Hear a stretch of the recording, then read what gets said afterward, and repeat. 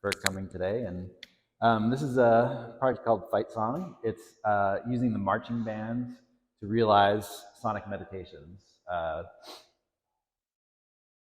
partially informed by the practice of Pauline Oliveros, who many of you probably know since she was has had very close ties to Houston. The project takes the form of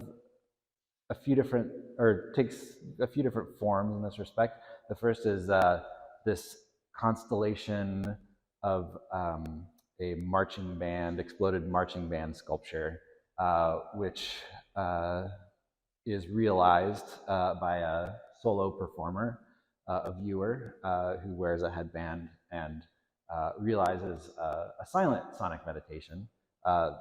Instructions are on this music stands there, and it's realized while they're wearing a headset that translates brain activity to sound. And then the other form is a series of video works that you see on the walls that were created in collaboration with NCAA marching bands, also realizing sonic meditations that we co-created together with the students and also with the director there. And so this project is kind of rooted in this idea of, well, I guess I should say that the marching band is like the original sonic weapon. Before there were any sort of James Bond villain weapons like the LRAD 2000 or sonic cannons, marching bands were employed as powerful weapons of intimidation, to blow down the walls of Jericho or to incite fear in the hearts of enemies, and still to this day are used in a similar manner on the football field, kind of a modern day gladiator sport in a way. And so I'm also an educator in Texas. I'm from the north originally, and when I first got here, I was very struck by the quality of and precision and skill of the band programs here, and how well funded they were. I came from a band program where I was like I'm a trombone player, was one of 2 or 3 trombone players in my high school, and when I came to Texas, there were sometimes 50 trombone players in a high school. And at first I thought this was, incredible. But then the more that I was around it, the more I became disquieted by what I saw as a direct connection and influence from issues related to the industry of football. I mean, that's largely why there is so much funding at the high school level and also the collegiate level. Its connections to football and to exploitation of players, labor issues, traumatic injury, and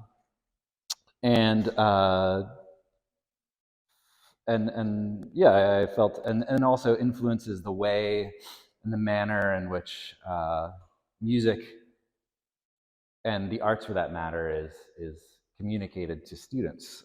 There's sort of a very sort of athletic, aggressive approach at times, so this exhibition is an attempt to kind of rethink the marching band, or transform the marching band as a tool for sonic meditation, as a gesture of healing, and it takes these various forms. The last thing I think I would say, I would like to just do a quick performance, just because there's been a lot of talking today, which I've really enjoyed, but I feel like I don't have much else to say, so I thought I'd rather say something with my instrument. That a lot of this is rooted in the tradition of Pauline Oliveros and other artists who have worked in sonic healing, and also the idea of listening as a form of empathy, listening as a form of intimacy, And in particular, it got me, I started on this route of thinking early on with my son, like the first way that I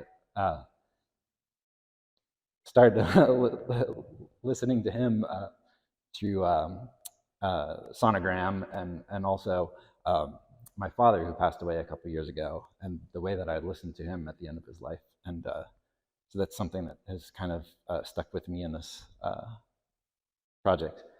So I'd like to play something for you today that draws from those, and also the work of Hildegard von Bingen, who was an artist who worked in the areas of healing, and she was a polymath in the 12th century. He wrote a lot of like really interesting chants.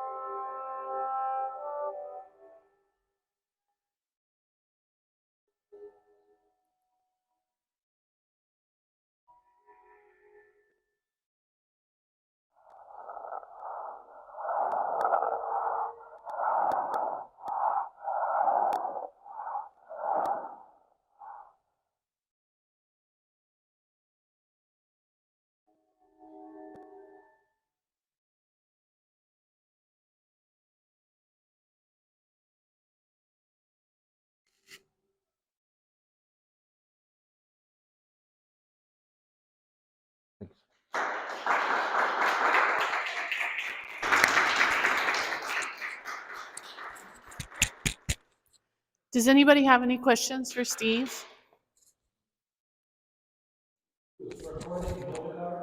Yes.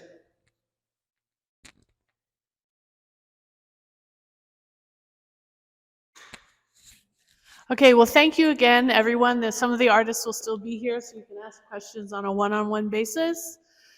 Thank you for spending time with us. Thank you for visiting the exhibitions and installations. I think this is a great reminder of everything that Art League does. It's unique in Houston for the support that it gives artists, not only in Houston, but in other places, for them to be able to share their research and experiments and just their insights with the rest of us, for which we're all very grateful. So thank you again so much, and I hope you have a good year end and happy 2023.